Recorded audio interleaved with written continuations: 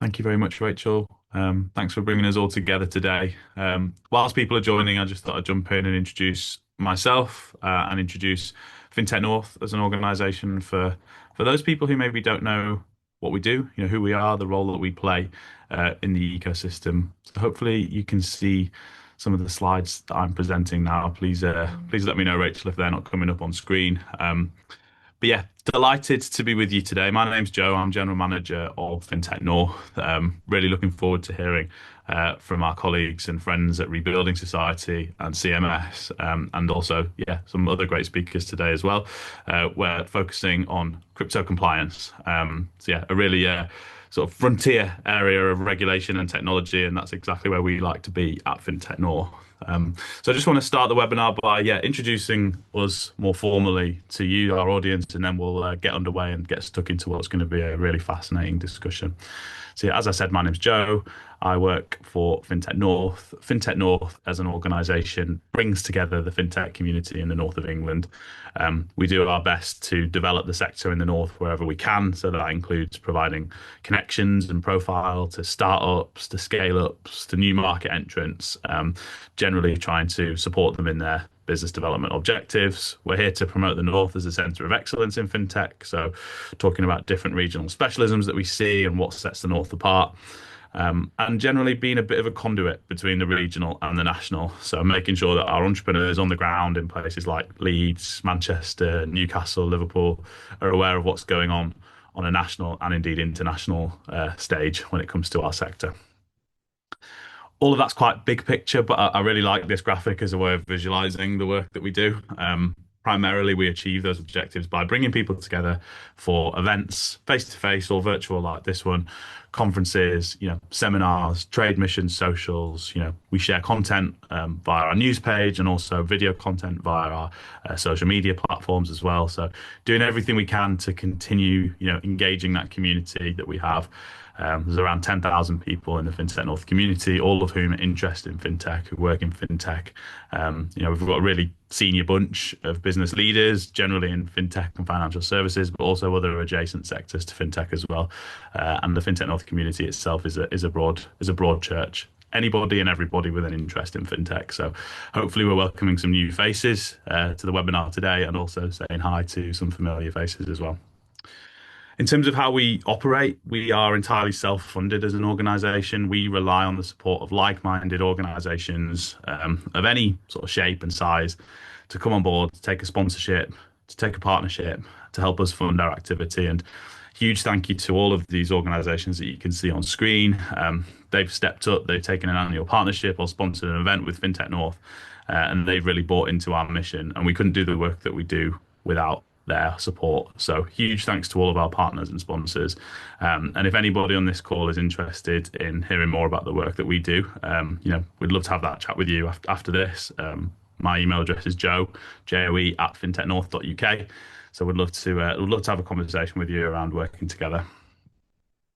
So a bit of background behind FinTech North, where we started. We were set up back in 2016, hosted as part of the very first Leeds Digital Festival, set up by two companies, Whitecap Consulting and White Label Crowdfunding, really as a way of bringing together the fintech community in our own back garden. The event was successful. It happened again in 2017. In 2018, we expanded over to Manchester for a conference, and we started running monthly special interest events covering things like blockchain and crypto. Actually was really, really popular at the time, a real hot topic. So it's interesting how circular these things can be sometimes.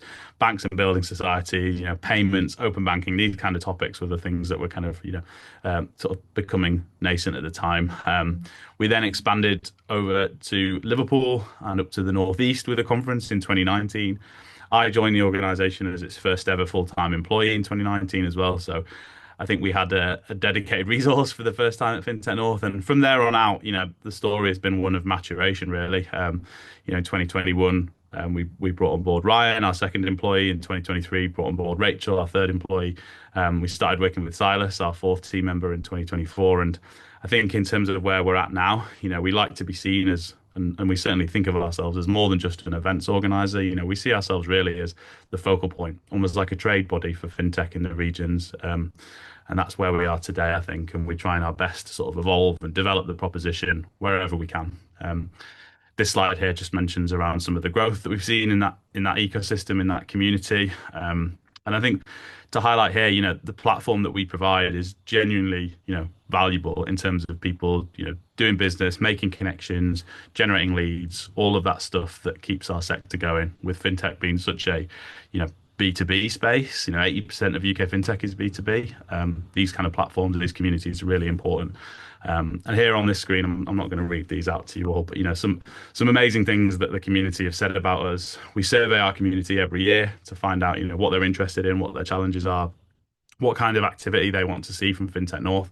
And this is some of the great feedback that we get from some of those organisations. So yeah, another plug to reach out to FinTech North if you're intrigued and interested in engaging with the Northern FinTech market. So that's a good intro to FinTech North. Just quickly on the sector in the North, and then I'll hand over to our first speaker, which will be Catherine. So yeah, really looking forward to hearing from Catherine. Just to sort of set the scene a bit for everybody in terms of the ecosystem that we bring together. The North is home to over 400 FinTech firms, and it's a sector in the North that generates about £5 billion GVA every year for the economy. I hope you've all brought your magnifying glasses so you can see all the logos on this very busy slide. This is a visualization of the North's 400 fintech firms, and it's split by different subsectors. So you can see in the top left-hand corner there, payments really dominates, probably accounts for about 50% of the North's fintechs, closely followed by lending, and then banking, wealth tech, accountancy software, pockets of insurtech. RegTech also is quite a strong subsector for the North as well. So if you're keen to understand more about these fintechs, this graphic is actually taken from a publicly available piece of thought leadership hosted on Whitecap Consulting's website. So you can check this out. It was published last year. Really valuable resource for business development. There's a list of all the fintechs in the North there. But yeah, just good to kind of put this on screen to give you an idea of all the amazing things that are happening right across the North. We see different subsectors in different areas, becoming strong and doing well. So, for example, Liverpool insurtech and wealth tech comes through really strongly there. In Greater Manchester, payments and e-commerce comes through strongly. In the Leeds City region, banking and regtech, and lending as well, also a real specialism. And up in the northeast of England, payments also comes through really strongly in the northeast. So, this is why we like to kind of talk about those different subsectors, get the North collaborating. There's different centres of excellence right across the North, and we really are stronger together, and we're not competing with one another. Over the years we've been active, we've seen some real growth in the fintech economy. Pretty much every 3 years, the size of the sector in the North has doubled over the last sort of 6 to 8 years, which when you think about it, what's been going on in the kind of macroeconomic climate at that time, it's really, really impressive.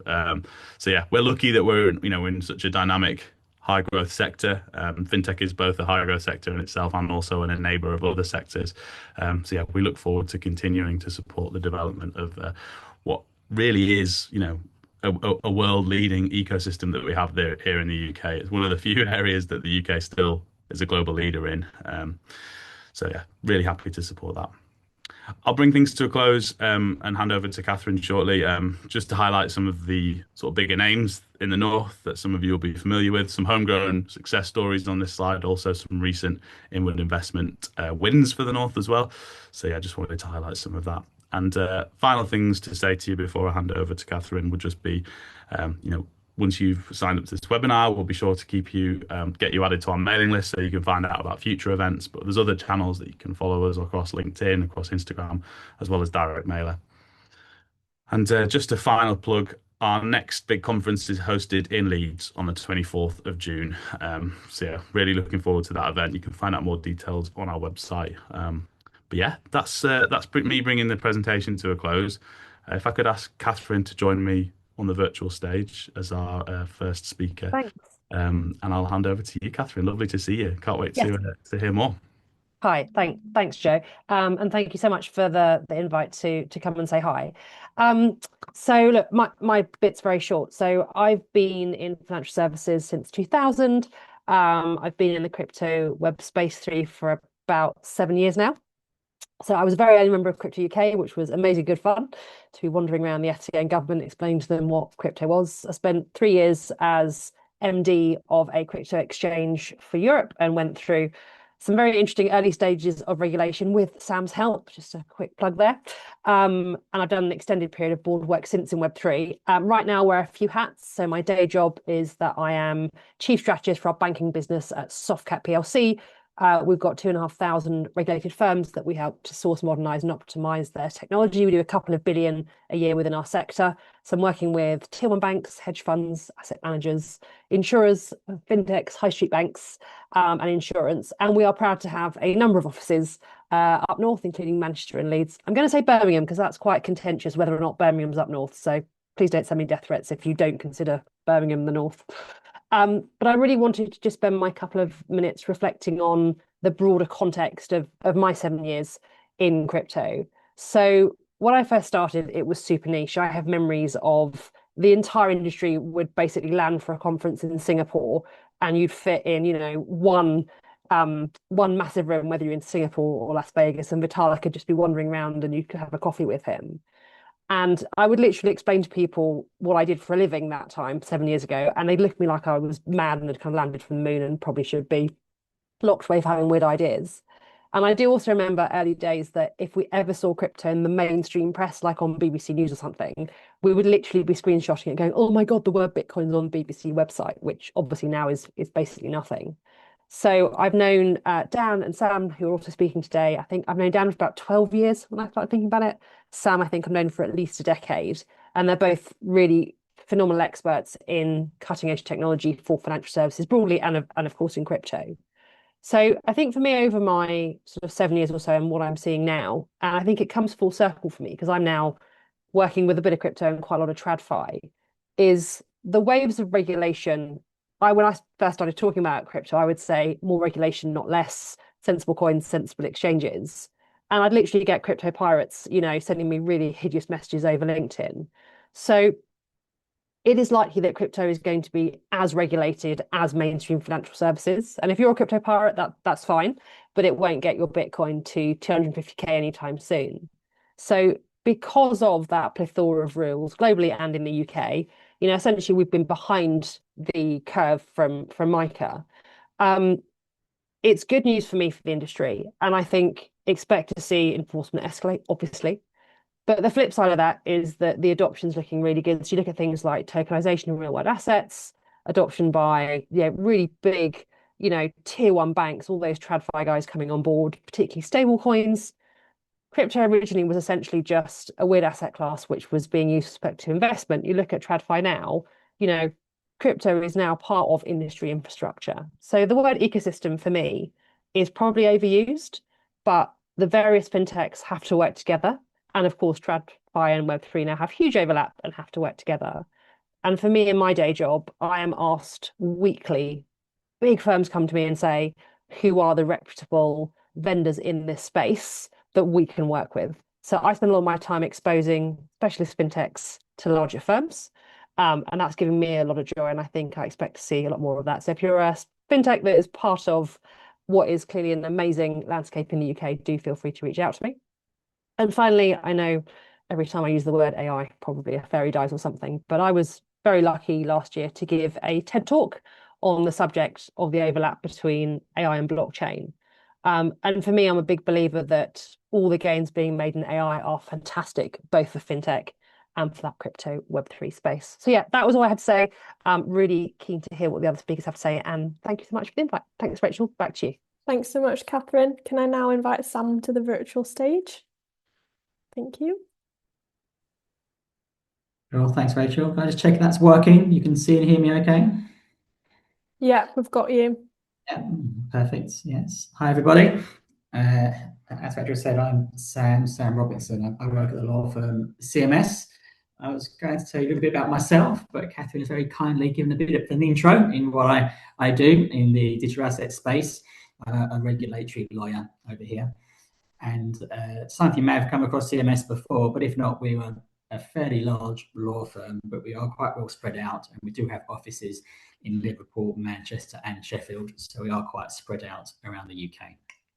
And we do lots of things, including digital assets. And as Catherine said, I've been advising on this area for quite a while. So what I'm going to do for about the next 20 minutes or so is really have a bit of a whistle-stop tour around where we are now in the regime and what's happening between now and October next year when the new regime kicks in. And if there's time, a couple of slides on some of the more interesting requirements that you might like to know about. So what we'll do now, if you go to the next slide, we'll see a high-level summary of the world as it lives today in the UK. And the key point to bear in mind here is, again, as Catherine touched on, it's a bit piecemeal at the moment in the sense that, say, the regime has developed over time. And what that means is that in the UK, we've got 3 different regimes which apply slightly differently, overlap to a degree, but not completely, and actually are quite difficult to navigate. So we'll just go through these at a very high level, but you've got the money laundering regime on the left-hand side, and that means that firms that are, in effect, exchanging crypto or providing wallet services need to be registered if they're based in the UK. That came in a few years ago. Then we've got the financial promotion regime, and those of you that work in traditional finance would have heard of this, saying it's been around for many years. But in effect, crypto was shoehorned into that a few years ago as well. And that applies, say, not just to UK-based firms, but overseas firms that want to market into the UK in the same way that the FinProm regime applies to TradFi, in the sense that you need to have your FinProms approved or issued. And this is what Dan will talk about a bit more in the future, next part of this presentation. And then on the right-hand side, we've got the Regulated Activities Order. And this is really where there is a lot of overlap, because a crypto asset on the left-hand side and the MLRs includes, for example, Bitcoin. And on the right-hand side, if you've got, let's say, a tokenized security, you're potentially in both regimes, because you need to have an MLR's registration and also your authorization under the Financial Services and Markets Act. And that's really where there's been a bit of friction, because you've got 2 different regimes potentially. And going forward, the idea is that's no longer the case, because we will shortly be moving to a regime where we've just got the FISMA regime for those that are in scope, and the MLRs will fall away for people that have their FISMA license. But how do we get from where we are today to where we're going to be in October?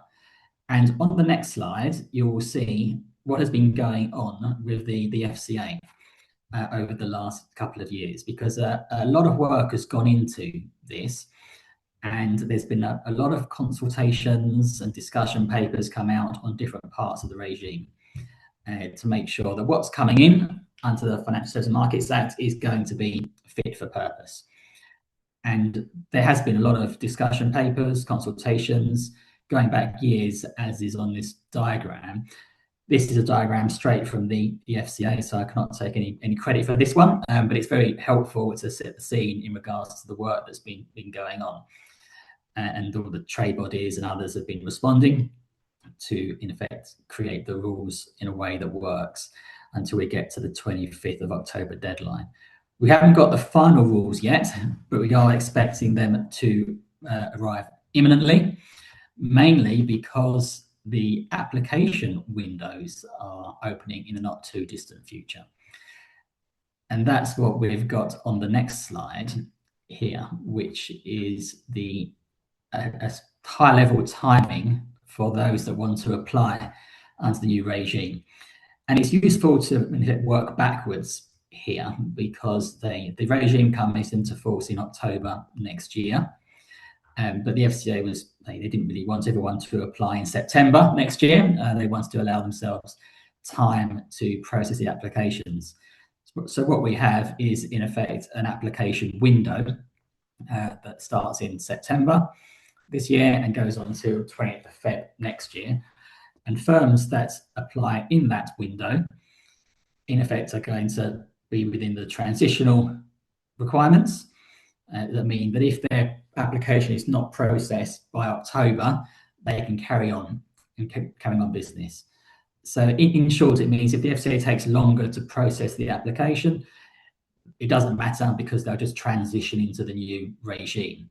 However, if, let's say, you submitted your application on the 2nd of March next year, you're not in that transition, And if for any reason the FCA does not process your application by October, you in effect need to cease new business until such time as your application is processed. So that's the reason why this window is very important to firms to get their applications in. So while October next year sounds like quite a long way away, the real deadline people are working towards is the September to Feb timescale to make sure that their application can go in to get the benefit of the transition window. So that's really the key timing. And as you can see there, with September only being 4 months away now, it's all moving up very quickly. And then as we get to the left-hand side of this diagram, say the FCA has announced that they are open for pre-application meetings. So firms can now apply, as the name suggests, to talk to the FCA about their crypto applications and what's going in and if they've got any issues, draft business plans, all of that can be discussed with the FCA. This isn't a new thing. You've had these application meetings for years now, but they've only opened in the last couple of weeks for firms in the crypto space. So this is quite a useful diagram because it shows while we're looking at October next year, when you break it down and work backwards, that's the reason why a lot of people are starting to focus now in regards to what they need to submit between September and February.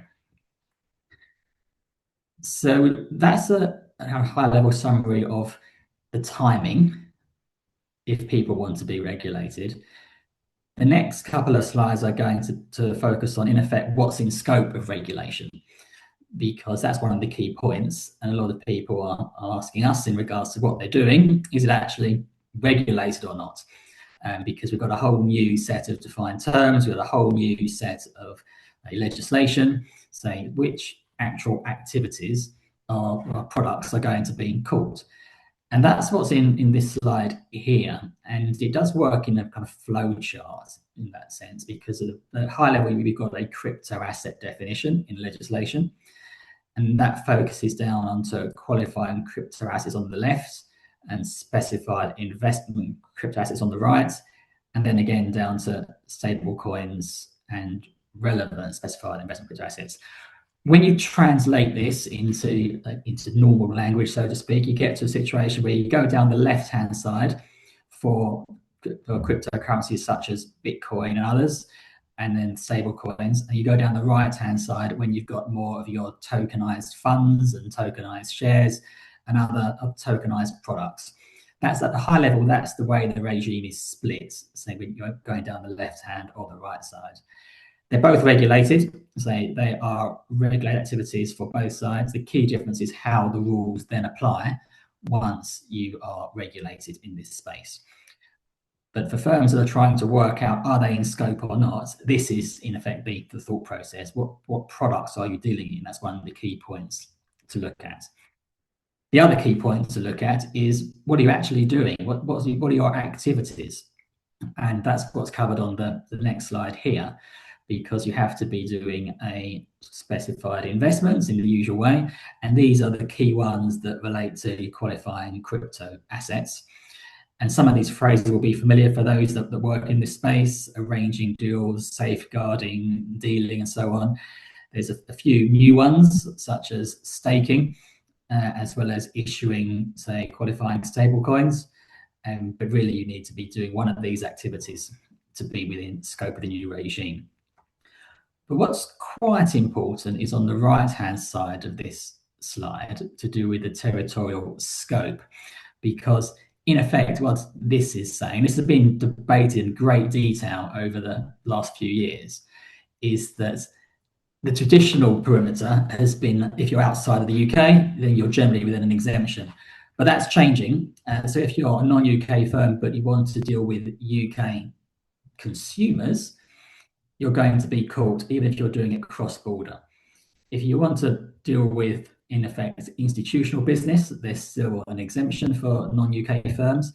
But generally, if anyone wants to deal with a UK consumer from October next year, they'll need a UK license, whether they're a UK firm or overseas. And this is a key difference to the current perimeter for traditional finance. And it's been a key talking point over the last few years. As Catherine said, there's been loads of debates and government meetings and so on to talk about how the perimeter should stand. At one point, all cross-border would be regulated in the UK, and then the consumer carve-out was the middle ground. But this has been a key development point and has moved a fair bit over the years. And this is where we've landed on the whole territorial scope point. But then what does this mean in practice? And again, here's a slide which I have borrowed from the FCA in the sense that this is the flow chart they published in regards to working out whether you're regulated. In the last few slides, we've focused on some of these points, but there's others here that would need to be taken into account. And there's always a by way of business test, for example, which you can see halfway down on the right-hand side, and exclusions. But this is the full perimeter that people need to look at. This will end up in the FCA perimeter guidance manual once it's updated. But this is, say, very similar to traditional finance and thought process that you go through. So just to pause there and quickly recap. So we've got to the situation where we're talking about the perimeter, what's in scope, what's not, and the timeline. What Catherine touched on earlier is stable coins in regards to how they've developed. And that's what we've got on the next few slides, is just some of the key or interesting points to do with stable coins. So like we touched on earlier, there's now a few different types of coins. So when people say crypto, it's an overall phrase, but that breaks down into lots and lots of different actual kind of coins and use cases. And stable coins is in the press a lot at the moment because there's more and more of them out there. There's some firms now authorised in the UK to issue, say, GBP stable coins, and there's some quite large issuers in other parts of the world. And stablecoins are being used more for payments as well, not just for speculation, because that's not what they're intended to do. But on this slide here, I've outlined some of the key requirements for those that want to issue qualifying stablecoins under the FCA rules to make in regards to redemptions, issuance, backing assets. All of this is set out in the rules, but some of this is quite interesting regarding, particularly on the right-hand side, where you need to place your assets. By their very nature, and the nature of stable coins, they are intended to be one for one, and that's why you have to have your assets backed and held in a certain way there. You can see it in bold on the left-hand side. Say we've mentioned, say SI stands for statutory instruments, but this is a recent development because only a few weeks ago, the government carved out from being regulated anyone who wants to arrange transaction in UK issued stablecoins. And this is quite a key development because it means that, say, firms that are arranging for someone to turn pounds into a UK stablecoin does not need to be regulated. But if you're doing exactly the same thing for an overseas issued stablecoin, you do need to be regulated. So it's a key driver to help promote the use of UK issued stablecoins in the UK economy. But that's a very recent development and only came out, say, a few weeks ago. In fact, it came out after the FCA published their perimeter guidance. So there's going to have to be an update of that, say, in the next round to reflect this development. And these are, like I said, what we have for standard stablecoins. On the next slide, we have what we refer to as systemic stablecoins. And these are what the Bank of England are going to call, and as you can see here in the top of the left-hand side, where they pose a risk to the UK financial stability. So stablecoins that are really going to be of a large and have a big impact on the economy if anything goes wrong with them. There's no exact size criteria yet that's been published, but you can see where we're going here. We've got standard stablecoins, and then we've got our systemically important stablecoins, which are going to have a lot more stringent requirements. And the key ones you can see on the slide here, the backing assets are different. So they need to be held like with the Bank of England in short-term deposits and so on. So it's very, very different to when you've got a standard stablecoin, when you've got a bit more flexibility around what you do with the money that you're holding, and also the hold limits for investors or people that want to hold them. So there are proposed limits for how many stablecoins people can hold. Again, that's been quite controversial and discussed at great length over the years. But as you can see, that's hopefully helpful because it shows a bit more detail around when someone is regulated for issuing a stable coin. Like, what do they do? First of all, it's broken down into standard or systemic, and then how do they actually hold the assets? And it's all around making sure that they stay stable and are connected in that way. On the next slide, there's one further area I wanted to touch on briefly, which is to do with public offers of crypto assets. And this really is when anyone is going to offer a crypto asset to anyone in the UK. So if you go to an exchange and you want to buy Bitcoin or anything else, it will be within this public offers regime in the future. And the key takeaway here that I wanted to flag is for anyone who's worked in investments, say public offers of securities more generally, we'll see this all looks very familiar because it is. The exemptions that you'll see are very familiar because they apply in traditional finance issuance of securities in the same way. And this is an example of how the FCA and the government have not tried to reinvent the wheel in many ways. If there's a regime that works under the current world, so, like current regulation, in effect, we're adding crypto assets to that where possible. So a lot of this is very similar regarding offers to fewer than 150 persons. This is all mimics what's there on traditional finance. So you can see that there. And then in the second bullet point, you'll see there's two options. One is to say admit them on a UK regulated trading platform, or use the exemptions. Again, all very similar to what's in place for traditional finance. So that should be an example of really where the mindset has been through this whole process, is to really focus on what's working at the moment and then adding crypto to what's working at the moment. So my final slide, and with 2 minutes to spare, has worked out perfectly, is really what are firms considering now? And I've touched on this briefly, but a lot of firms are looking at, are they in scope of the new regime? They need to work out what are they doing, and if so, do they need to be regulated for doing it? And non-UK firms in particular, with the perimeter changing, have been asking quite a lot of those questions. Then if people are going to be within scope, then preparing for the process, the authorisation or to vary your permission, is something that firms then need to start thinking about. We touched on that earlier in the flow chart, say of the different steps and timings. There's not actually much time between now and when the window opens in September, so people are looking at that and then getting their policies, procedures and everything up to speed in regards to getting organised. For example, there might be a need to hire more staff, for example, by going from an MLR's registration to a FISMA registration, which I think Dan's going to talk about shortly.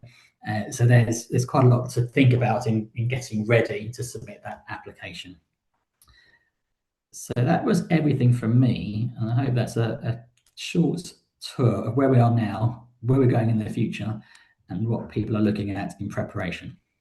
Thanks, Sam. That was great. Can I now welcome Dan to the virtual stage, please? Thanks very much, Rachel. Appreciate that. All right, let me just share the screen here. All right. Hi, everyone. So nice to be kind of doing this webinar with FinTech North. Thanks very much, guys. So just a quick introduction to me. So I'm the founder and CEO of Rebuilding Society. So we're an FCA authorized firm. First got our authorization in 2017 for peer-to-peer lending, which is part of the high-risk investments regime. And we pivoted into doing the Section 21 permissions to approve financial promotions for crypto assets. And yeah, this presentation is very much about the journey we've been on and some of the challenges we faced on that journey. I feel that there are some lessons. This is probably the closest thing we've got to working with authorization in connection to how they consider crypto assets. Obviously, the policy statements are going to be different for the different areas of crypto and different business models. But a lot of those experiences, I feel, are quite valuable insights. And I just wanted to share some of those experiences because, in addition to be able to help firms with their financial promotions, we feel there's a good opportunity to assist a number of firms with the relationship with the regulator and preparing themselves for authorization, but also some good practices to have baked into the business. So the firm that I run, Rebuilding Society, is started out as a peer-to-peer lending platform, which has evolved. And yeah, the section of the high-risk investments regime that we're in is the restricted mass market investments, which is what is also being applied to crypto assets. And it's going to be interesting to see how that evolves over time because it is under consultation and review from the regulator at the moment. I've also participated in a lot of the policy in consultations and the discussion papers. So on that timeline that Sam showed you of the different discussion papers, we submitted responses in connection with the consultation on stablecoins, for example, and gave quite a lot of quite critical feedback about how the intended approach that they had was going to be damaging for innovation, and that what they had originally proposed was probably closer to what the Bank of England should publish as policy. So I was pleased to see that they kind of paid attention to a lot of the feedback we're giving them, and that they did initiate the consultation from the Bank of England for the approach to stablecoins, freeing up how FCA authorized firms would look to regulate stablecoins. So we do get a sense that the regulator is paying attention to the input from industry on the consultations and paying attention to the remarks that we're sharing with them. So just a bit about our journey. So we had a pretty interesting journey in terms of getting our permissions. It was pretty hard fought. So when the regulator introduced the Section 21 gateway for firms to require approval of financial promotions, originally it was a case of an opt-in. You notify the regulator of your intention to provide this, and it was ahead of the gateway being introduced, and we wanted to work with a number of different firms, BB&K being one of them, and Binance being another one. And not too long into it, we got a day into approving financial promotions, and the FCA essentially suspended us. And this came as a huge shock for us for the work that we've been doing with the financial promotion team. And there wasn't an authorization team that were overseeing it at the time. There wasn't supervision. It was all handled by the financial promotions team. So this was a real disappointment. The 3 clients we were working with, we had to suspend what we were doing. It was really frustrating. But Sam's team were really helpful in assisting us with an appeal for the suspension. So we submitted this promptly, and that led into a first statutory notice from the FCA, in which it was very scattergun in terms of the concerns that they had raised. We disputed that. It led to a second statutory notice, which was more sanitized, but also we felt it was quite unfair. They were remarking upon how different team members had different levels of training and understanding, which there were a number of points that we felt were unfair, but we compromised in that we agreed to submit an application to them and be one of the first companies to go through the authorizations process in connection with crypto assets. So this essentially began a journey of us submitting the application, a lot of the information, and of course the authorizations team were themselves to a large extent learning on how to understand a firm's approach to managing risks in connection with crypto assets, training their team internally, the systems and controls they had in place. So I feel that an amount of the content I'm going to share with you and some of the resources that we've prepared have helped to inform the FCA's approach to what they would be looking for and what they would take in connection with approving firms. So these resources, in addition to being able to approve the financial promotions, we're looking to work with firms in terms of sharing some of these resources, because we were successful in eventually getting the permissions. And as firms get their own permissions, the need for them to have the financial promotions be approved will narrow and will reduce. So our aspiration with this is really to share some of the journey, share some of the lessons, and and hopefully you guys will benefit from some of these insights. So along the way, obviously the firm had developed its processes, its policies, various different procedures, its approach to monitoring, supervising, managing conflicts of interest in connection with them, various different operational processes, who does what within the firm, following each different step in the process. And that then maps into various different job descriptions for each of the different roles in the company, assessing competency in connection with the undertaking of those duties, which includes demonstrating the various different training resources. So we created 6 different courses with hundreds of different lessons.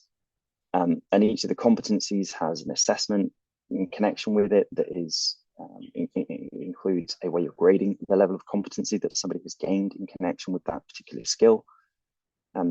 These different competencies are mapped into lesson plans or learning plans for each of the staff members, which is specific to the job role. So these were sent to the FCA, who reviewed them, reviewed the materials, reviewed the assessment processes, and eventually we did get some feedback and some comments in connection with different areas. Their approach to assessing these was to interview some of the staff and essentially take them through a process of cooperating their understanding of the different competencies and the undertaking of the different duties. And my compliance manager, head of compliance, Michael, went through a pretty grueling interview with them. Again, really good experience to have in the team. We developed a risk scoring model that looks at the different 9 vectors of risk in connection with each of the crypto assets to assess on an objective basis the relative risk in connection with each of the different crypto assets. Obviously, it's slightly different for each of the different types of crypto assets that exists. And this is particularly useful because there are limited resources in the industry for benchmarking the analysis of risk and quite different approaches. Whereas with traditional finance, you've got some quite established credit rating agencies. There isn't really a similar thing that exists to the same degree of maturity in the crypto world. This leads into the risk management framework. Okay, so with identifying and observing these risks, how do we track them? What is the governance around those? And strong governance, ensuring that there's appropriate oversight, that the committees have appropriate authority and are able to challenge the board, and ensuring that the team and the organisation undertakes the processes in a diligent way as set out to the policies that the firm has. And some of this you've seen in Sam's presentation as well. So application gateway opens and the regulations come into force in October 27. So firms are haven't got a huge amount of time in which to prepare. And I understand that it's ahead of some of the policy statements being published, but actually there's plenty to be able to prepare that is going to be beneficial to the organisation that you can begin implementing. We'll cover some of that because it fits into supporting the adherence to the threshold conditions and fitness and propriety and regulatory activities. So this is almost agnostic of the specific policy statements that come out. These areas are going to apply to the business, and they're generally also quite good practices to begin having in place. So with having invested a lot into the competency framework, and I can't really stress enough how much this was a point for the regulator. They wanted to know that we knew, that our team knew the how to undertake their duties, what it was that they were doing, the specific understanding of the different characteristics of the crypto assets that they were responsible for overseeing and reviewing. There was a lot of emphasis, even though we were only looking for permissions to approve financial promotions, the regulator expected us to be able to undertake comprehensive due diligence on each of the crypto assets. Now, I did push back on this a little bit because, when you consider the extent of due diligence that a stockbroker might do on a financial promotion for shares in a business, they're not really expected to go to a great degree in the due diligence of the particular business for the shares that they might be selling, putting into somebody's portfolio. But there is the kind of IPO regime. There is an amount of regulation around listed companies that doesn't exist yet for the crypto assets. So the regulator wanted to know that we knew how to assess risk and that we would, in our obligations under consumer duty, make sure that vulnerable customers were going to be protected and not sold scam coins that we would be promoting. So they really wanted us not to absolve ourselves from the underlying risk of the crypto assets, which was a bit of a compromise, an extension of the implementation of the rules around the financial promotion regimes. But we ran with it and we just said, okay, we'll develop this comprehensive risk analysis model, explain to the regulator the approach that we take in connection with it, and train our team comprehensively on understanding it. And this is what led to the 80 competency framework, the 6 courses, 80 competencies, learning plans for each of the job roles, and the assessments in connection with those. So this is a resource that we have available, and we're keen to share some of that with different firms who would like some support with it. We are also looking to have it be accredited by Tech UK, who we have a good relationship with through the FinTech North Skills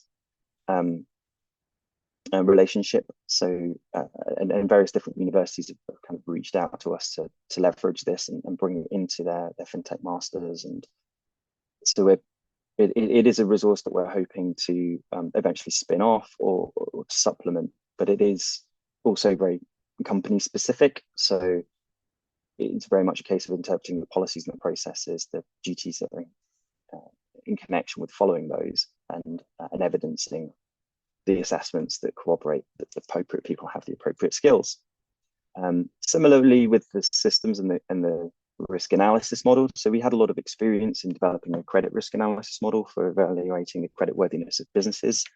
This has evolved over time and proven to work in a way that does manage the interests well and generate returns for clients. So in implementing a similar approach to risk analysis around crypto assets, we've demonstrated to the FCA that we followed in a similar approach. This system is going to mature over time as we take in more feeds, more quantitative data. It was very AI centric when we developed it, and obviously AI has enhanced significantly rapidly over the last couple of years, which is a large accelerant in our ability to demonstrate how the different components are make up the risk score. So it has to be repeatable and sufficiently objective to meet what's expected by the regulator. And then in terms of governance, so there's a lot of firms out there who may have boards with limited regulated financial services experience. If they are people with regulated financial experience, it's unlikely they've got a lot of crypto experience. It's just a challenge finding people with that combination of skills. So we feel that we're in a strong position to offer a corporate NXD service to firms. This, we think, will give a degree of comfort to the regulator that they have somebody on their board that is familiar with crypto, has demonstrated to the regulator that they have a competency framework, a risk analysis model, and familiarity with the regulator with the approach to regulation, will take responsibility for handling challenging situations in an appropriate manner, has the integrity, is on the register. So this will assist with the credibility of a lot of firms that need to be able to demonstrate strong governance to the regulator. And we feel it'll be a strong component for improving the prospects of success. Yeah, just a little bit more on the competency framework. So it kind of, it's got this Venn diagram here that shows it's a cross-section of various different compliance-related skills and competencies, a cross-section of crypto-specific competencies, including business model, including the different application of those crypto assets. This is going to be a little bit different depending on obviously what the firm does and its business model. And then a cross-section of risk. And it's important that the FCA can see the learning plans of each individual to be able to see how far they have progressed in their learning plans. Our progression says that you're essentially unqualified until you have more than 50% of the competencies that are required for your specific job role and demonstrated that you passed the assessments in connection with those, but that you would be able to work on a supervised basis with on-the-job training, supporting development of those competencies, supervised by an expert, somebody who is verified as having more than 90% of the competencies that are required in that specific job description for those processes that are being overseen. And those assessments are generally undertaken by somebody, obviously, who has the competency. In terms of the crypto asset risk analysis model, these are the 9 different vectors that we're looking at in quite a lot of detail. And obviously, the methodology behind each of these is something that the regulator has seen, has reviewed, has scrutinized, given us some feedback on.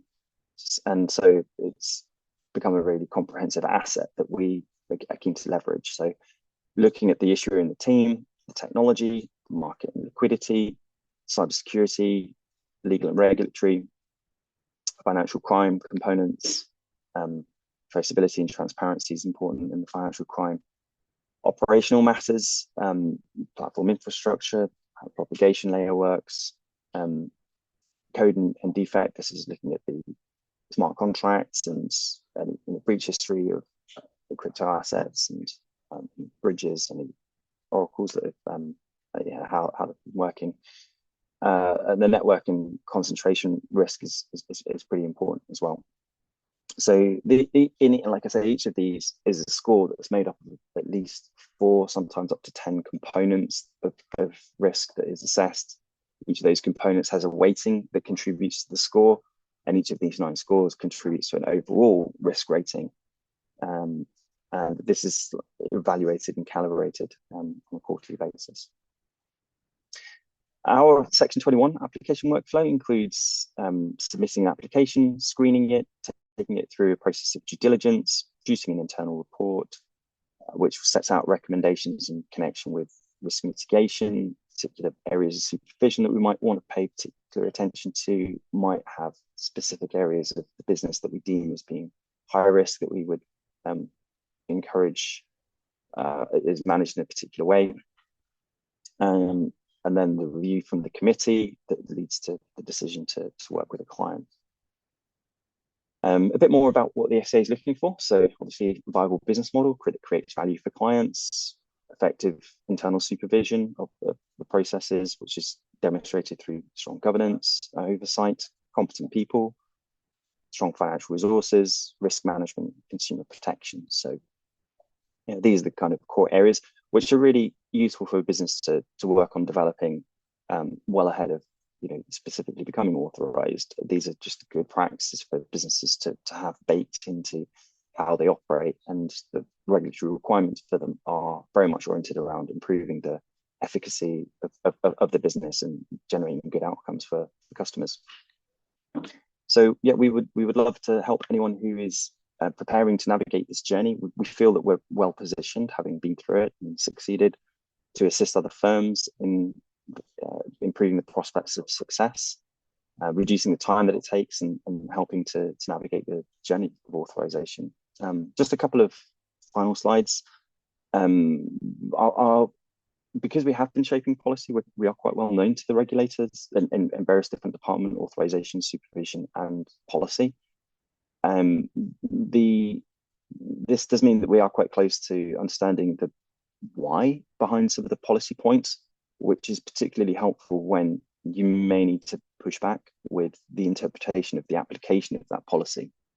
So when you're dealing with authorization, and in fact, once you're authorized dealing with supervision, what has, in our experience, what is quite often the case is that some of the interpretation of the rules and the guidance is abstracted a little bit away from what was written into the policy. And it is pretty important to have an agreed stakeholder approach to handling contentious matters. And so you may have a culture in the organization that capitulates with whatever the regulator asks. That can lead to a situation where you end up over engineering your compliance for certain perceived rules or guidance, which is actually beyond what is required by policy. I mean, it is a principles-based regulator, and some of the FCA authorization supervision team may stress that. But there is a way to push back in a diplomatic manner that says, look, this is what the rule says, this is what the company does in connection with compliance with it. We feel that the firm is compliant, but if you want to extend the rule or update the guidance or revise what's there, then the firm will happily comply with that point. And there is a particular way to push back with a regulator when you feel that there is an overinterpretation of something. And I would encourage, and this is particularly important with areas of new policy where authorization and supervision are applying their interpretation of it for the first time, they might have ideas about how something should be implemented, which is inconsistent with what is drafted in the policy. And it is quite important to make sure that these things, they are aligned. Otherwise, you can find yourself doing a lot more work than is really necessary. So thank you very much. Sorry for overrunning slightly, but we've got a survey which we'd love for you to fill in. Hopefully this has been really helpful and useful in assisting you with giving some thought to what you're going to need to do to prepare the firm for this journey that you're going to go through. Feel free to reach out to me and book a direct call if you feel that some of this is useful, you want to learn a little bit more about what we've done and how that might be able to help your firm. There is a white paper that we've written that we'll share with everyone who participates in the webinar as well. All right, so that's me. Thank you very much. I'll hand it back to the FinTech North guys. We've got some Q&A. Yeah, thanks, Dan. Thank you. Yeah, we've got some questions from the audience. We've got one that says, what's FCA's position on incidental usage of stable coins for money movement? For example, a remittance company using stable coins in the back end for better settlement time and cost efficiency. So don't know if you or any of the other speakers want to answer that one, Dan. Yeah, maybe one for you there, Sam. There is a specific regime on e-money, which is a good way to get started on the familiarity around the expectations for what the regulator will have. That is pretty clearly set out. But the final policy on stablecoins is yet to be published, so I don't. It's going to be interesting to see what's in that policy statement and how it varies from e-money. Do you have anything to add on that, Sam?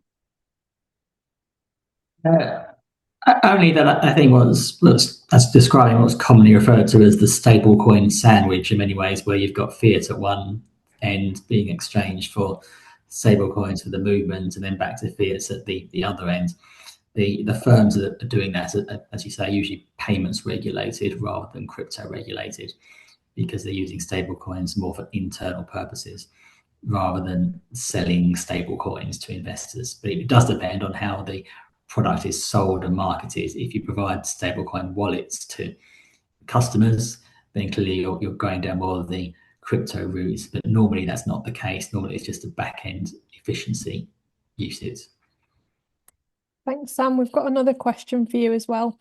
How do you think insolvency practitioners / receivers dealing with crypto in liquidations under MICA they are out of scope, similar to law enforcement agencies who've handled seized crypto. Speaking at an insolvency event in Manchester in a few weeks, so very good timing as it's a common question. So MICA is MiCA. So for those that haven't heard of that, that's EU law rather than UK law. So I'm not really best placed to talk about the EU law since that time a few years ago when we left the EU. What I can say is that under the new regime that's coming in, it should be a lot more standard for anybody who becomes insolvent and is holding crypto assets on behalf of clients, mainly because we've got the CAS regime for traditional securities and client money, and crypto is going into that regime. So there's going to be a lot more requirements, say, around having resolution packs and reconciliations and so on that will apply to digital assets in the same way it does to traditional assets at the moment. So it should be more of an organised process, so to speak. Thanks, Sam. I've got a contribution to that response as well. Actually, liquidator handling insolvency was an example that I cited in the response on the stablecoin paper. I'd be happy to kind of share that. Basically, a depegging event has happened, and an insolvency practitioner would have a benchmark kind of achievement across its insolvencies that it would expect to recover and distribute. And I think it can be a point of competitive advantage for insolvency practitioners to offer stable coins. But yeah, happy to pick up with that, Aidan, and share what I said with the regulator. Thanks, Dan. And then I think we've got time for one more question and we'll wrap up, but really encourage our attendees to connect with our speakers on LinkedIn to keep the conversation going. But I'm just going to read this last one out. What about RWAs in the new regime, e.g. a house as dwelling, indivisible, tokenized via NFT, versus a house as investment vehicle and rented, divided into shares and tokenized? So I think that the latter one that we just described, Rachel, is speaking about in effect, the security tokens that we touched on earlier in the presentation, where you've got an SPV that owns a property and then it's being fractionalized through share ownership. So you end up in the security token routes in the future. The former one where you actually have, I think the former one was referring to where you might have like the actual title, land title on the blockchain rather than actually held via a vehicle. And I haven't heard anything from the land registry about any formal developments on that space. Thanks, Sam. I think we're up to time now, so we're going to wrap up. But again, if anyone has any further questions, I think the panel, the speakers would really encourage you reaching out and continuing the discussion. So thank you everyone for joining today, and thank you to our speakers. We've recorded the session, so it'll be on our YouTube channel, and we're going to be doing a post-event write-up as well, so keep an eye out for that. Thanks, everyone. Thanks, everyone. Bye. Thank you.